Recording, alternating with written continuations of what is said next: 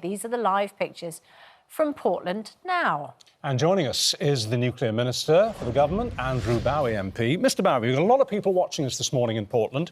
What would you like to say to them? Because the vast majority, from our research and from the messages we're getting, feel that they have been completely dumped on by the government. They haven't been consulted, and they are, frankly, terrified of the impact on their very small island community of these 500 men regularly coming ashore. They feel they're going to be overwhelmed. They're furious. What would you like to say to them directly? Not to us, but to them. Well, look, I understand their fury and I understand their concern, which is precisely why we're taking action through the illegal migration bill that was passed by the House of Lords last night, which is precisely why we want to see our Rwanda plan enacted so that we can combat the vicious and pernicious trade in human life that is leading to so many illegal migrants coming to the United Kingdom and has led to our needing to house people on barges or indeed in hotels across the country. So I completely understand their concern and their fury, and that's why the government is acting as we are to clamp down on illegal migration into the UK. But is Portland big enough to take such an influx of exclusively male people? Look, I genuinely understand the concern. The Prime Minister understands the concern from constituencies and communities, indeed across the United Kingdom, including my own, which is housing illegal migrants in hotels. We need to combat this trade in human life. We need to ensure that we free up space in the asylum system to deal with genuine asylum cases and refugees coming into this country through legal routes. And that's why, as I said, we're so determined to get the illegal migration bill in the statute book, which will give government a duty to remove people that comes to this country directly, illegally. And it's why we are taking action to enact our Rwanda plan, and all of those actions will stop the boats and stop us having to house people in barges off of Portland or in hotels in communities around the country. You've acknowledged in that answer this is down to the fact that it takes so long to process claims under your government. Because we have been utterly overtaken by the huge numbers of people being trafficked illegally, dangerously, across the English Channel from a safe country that is France. That's why we're working with the French government. That's why we're bringing forward our illegal migration bill. That's why we're bringing forward our Rwanda plan, so that we stop this country being the draw that it is for people to come to illegally, and we make it much harder to enter this country illegally. If we get all this in place and we take action as we are, and we get the Rwanda plan off the ground, then we will see the boats stopped, and we will stop having to take actions such as we are, indeed housing people on barges in hotels across the country, which I completely understand the concerns of communities who are being affected by this. 500 migrants may have a huge impact on a tiny place like Portland, but of course it's just a drop in the ocean in terms of the numbers that we're talking about in terms of illegal immigrants. How many more of these barges are we going to see before the situation eases? We want to see no more barges having to be used. We want to see no more hotels being used in communities around the UK. We want to see a stop in the trade of human life across the channel. You're introducing them. Because we have to. Because we have to house these people somewhere, Susanna. We have a duty to look after these people when they come here. What we're saying is that we should not be allowing these people to come here in the first place. We should be preventing the illegal trade in human life that's going on. We should be making sure that people are prevented from entering this country illegally, which is exactly why I was delighted the House of Lords saw fit to pass our illegal migration bill last night, despite the continued opposition right to the very end by the Labour Party, who have no alternative plan to deal with the huge waves of illegal migration hitting Britain right now. When we get all of these actions in place and we stop the boats, we will no longer need to use things like barges or hotels around the country. That's ultimately where we're aiming to get to. OK, let's turn to your... Sorry, can I carry on? I want to... You keep saying that you understand the concerns of local people.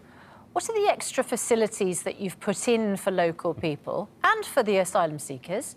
Because these are human beings. I mean, we're in danger of dehumanising, in the language, 500 people who have fled persecution, are not able to work. We're not allowed to deal with them as economic migrants, because that's a bad thing, apparently, even though we might need their labour.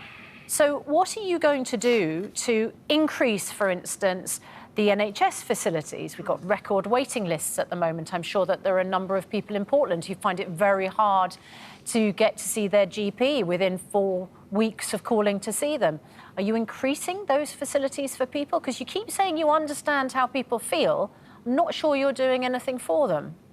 Firstly, you're absolutely right, Susanna, but I should be very clear that these people reaching British shores have come all the way through Europe, and indeed, in coming here, the last country they left was France, which is a safe, democratic country who have a functioning asylum system, and people can seek refuge there if they see fit. Secondly, absolutely, we have a duty to the communities that are housing these illegal immigrants, and the Home Office works with local authorities, local health boards, and indeed others to ensure that there are provisions made available not only for the illegal immigrants that are having to be housed, but also that additional services are put in place for local communities who are indeed having to house these people. And that has been put in place, has it?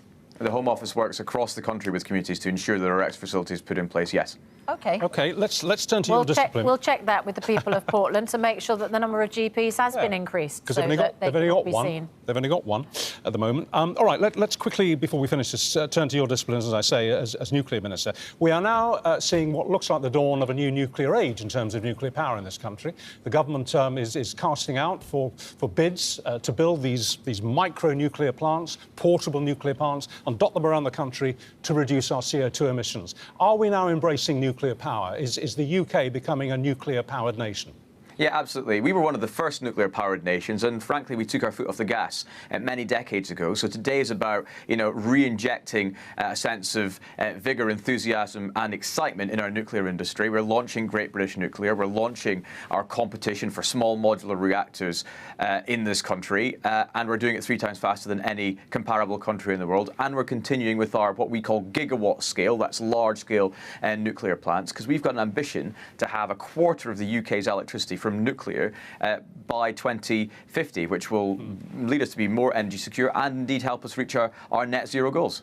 And how will you persuade people to get over, if you like, a visceral resistance to nuclear power? A lot of people just don't trust it. They don't like the fact that it creates radiation.